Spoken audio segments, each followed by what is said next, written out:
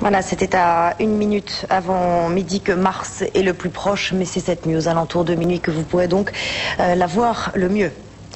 Jean-Pierre Raffarin a besoin de l'Europe. Il est à Bruxelles aujourd'hui pour demander de l'aide. D'abord de l'argent pour le sud de la France, ravagé par les incendies.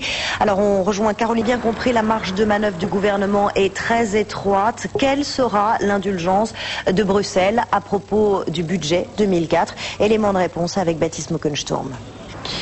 On ne peut plus vivre dans le déficit. Ernest-Antoine Sellière s'invite au débat. Le patron des patrons qui fait sa rentrée aujourd'hui. L'université d'été du MEDEF s'ouvre cet après-midi à Jouy-en-Josas. Quel que soit ce déficit, il y a une enveloppe que le gouvernement a promis de débloquer hier soir, un plan Marshall pour les personnes âgées. Combien? On ne sait pas encore. Les professionnels l'ont chiffré à 7 milliards d'euros. Mais pour en assurer le financement, le secrétaire d'État aux personnes âgées, Hubert Folco, a volé une idée aux Allemands: supprimer un jour férié par an. Thomas Joubert. Et la prise en charge des personnes âgées est une nécessité à long terme puisque la population française va vieillir à grande vitesse. Regardez, l'Institut d'ici 2050, les plus de 75 ans auront été multipliés par 3.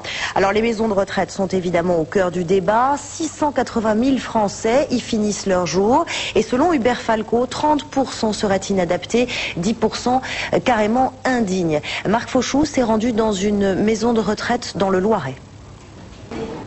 C'est une disparition symbolique qui donne une idée de l'ampleur de cette canicule. Le chêne de la chaleur aura profité à certains, les hôteliers et restaurateurs de Bretagne. Ils sont ravis, ils ont vu débarquer des vacanciers suffocants en quête d'un peu d'air frais. Résultat, une saison exceptionnelle. Alexandre Tandin.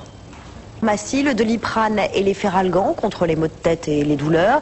Et en baissant le prix de ce paracétamol, le ministère de la Santé espère faire une économie de 15 millions d'euros cette année. La consternation, la colère à Marseille après ce nouveau drame de la route. Un père et son fils percutés de plein fouet par une Clio alors qu'ils attendaient le bus. 7 autres piétons qui se trouvaient sous cet abribus ont été blessés. Les riverains excédés demandent des ralentisseurs à cet endroit. Valérie Gaveau avec Patrice Buguet.